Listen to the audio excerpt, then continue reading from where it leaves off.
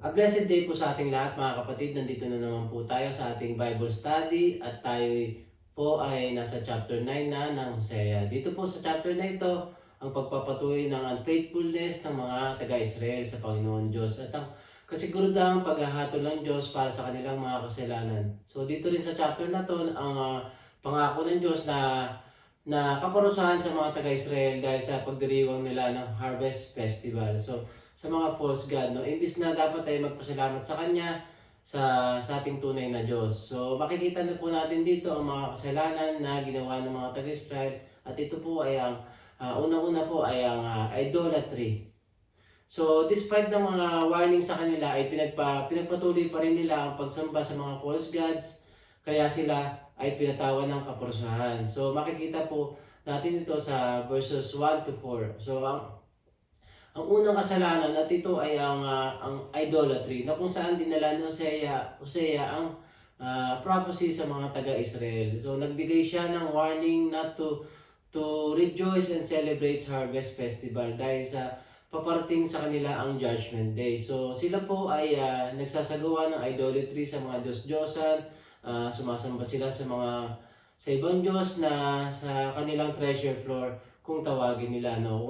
Kung ang threshing floor po, ito po means po nito isang place for grain process. So, napakalaga po sa mga taga-Israel ang threshing floor dahil dito sila nagsusurvive. Dito sila kumukuha ng kanilang mga pagkain, mga inumin. So, sa pag-aani ng pagkain at wine, so naniniwala sila na ang pagsamba nila sa mga Diyos-Diyosan ang magbibigay sa kanila ng mga masasaganang ani. So, sinabi ng Diyos na hindi niya hahayaan na ma-enjoy ang masaganang ani nila. So, isusumpa ng Diyos ang kanilang pag-aani at hindi sila mapapakain ng kanilang threshing floor. So, bakit po kaya? Dahil sa kanilang spiritual idolatry. So, ang pagsamba sa mga Diyos-Diyosan at pagtalikod sa mga pagtalikod nila sa tunay na Diyos. So, bukod sa isusumpa ng Diyos ang kanilang grain at grape harvest, ipapatapon din sila sa lupain ng Egypt at Assyria. Sa lupain na kung saan ay madudumi ang pagkain. Sa panahon natin ngayon kasi, di ba, meron pang mga katutubong Pilipino na sumasamba sa mga bathala, sa mga anito, at naniniwala sila sa pamamagitan nito ay lalago ang kanilang ani, magkakaroon sila ng mayaman na ani. Pero meron din mga paniniwala sa mga ibang Katoliko, no, na kapag nag-aalay ka ng pagkain sa isang santo ay kakainin daw nila ito at hindi na sila magugutom pa kailan pa man, no. So wag na ito, isa lang po ito sa mga idolatry na hindi dapat natin tularan dahil isa itong kasalanan sa Panginoon at may kapalit itong kaparusahan sa kung sino man ang magre-reject sa Kanya. So tandaan po natin, ang lahat ng mga bagay na dito sa mundo ay galing sa Diyos. So kaya sa Kanya lang tayo dapat sumasamba at manalangin para sa ating kabuhayan.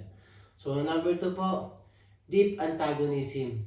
Rejections toward God, His word, and sa mga prophet sa mga prophet na mga lingkod niya, no. So ano nga ba yung antagonism? Antagonism is active hostility or opposition. Ito lagi ang yung gumagawa ng conflict or kaguluhan. Isa itong certified kakampi ni Satanas. Kumbaga sa wrestling, no, katag team ito ni Satanas. So ang utos sa mga taga-Israel, tigilan na ang mga pagdiriwang at pagsamba at pagpapasalamat sa mga Diyos-Diyosan na wala namang naiambag sa buhay nito. Kung hindi kapahamakan. Di ba sabi ng Diyos, ang handog nyo dapat ay nasa akin. Pero ang mga handog naman nila ay nilalaan nila para sa ibang Diyos na hindi naman karapat-dapat. So ayan, marami kasi sa atin kahit na sa panahon ngayon, di ba, na masyado silang pabida. So tandaan po natin, isa lang dapat tunay na bida sa ating mga sa mga buhay, no? Si God lang, at wag tayong kukontra sa Kanya. Dapat sumunod lagi sa Kanya. So ang number 3 po ay unfaithfulness. Ang mga anak ng Diyos ay supposed to be a watchman.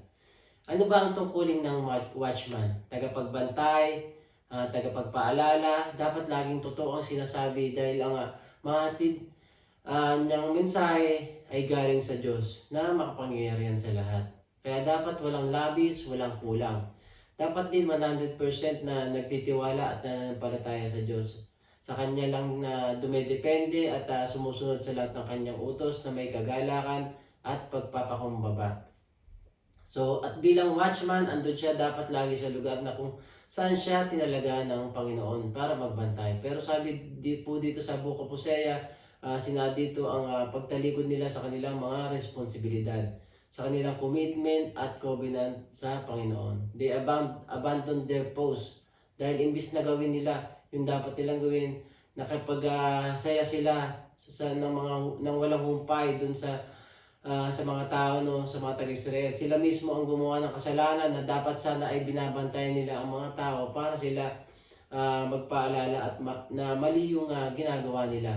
So, dito sa verse 9, sila ay deeply corrupted kaya hindi kakalimutan ng Panginoon ang kasamaan nila at talagang paparusahan na sila. Dahil sa pag-abandon ng post nila, marami ang napahamak. So tayo rin sa panahon ngayon, may mga tinalaga tayong tungkulin na sa Panginoon na hindi natin kailangan abandonahin, no? So kailangan na magpatuloy na ang gawain ng Panginoon sa pamamagitan ng buhay natin.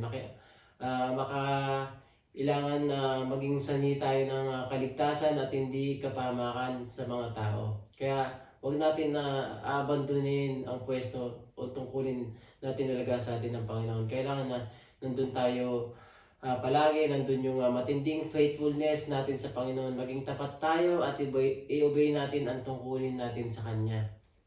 So ang aking conclusion po, bilang mga Kristiyano, si Hosea po ay nagsisilbing isang paalala na totoong hatulan ng Diyos ang mga makasalanan. Dapat po natin na suriin, bantayan natin yung mga puso natin at hindi makagawa ng idolatry, yung rejection sa salita ng Diyos at yung unfaithfulness na tinatawag, no? Dahil ito ang maghihiwalay sa atin sa Diyos at magdadala sa atin sa kapahamakan. Kaya dapat wag tayong tumalikod sa Diyos dahil siya lang ang magbibigay na ginaawa sa ating mga buhay. So yun lang po ang may tuturo ko. Maraming salamat po.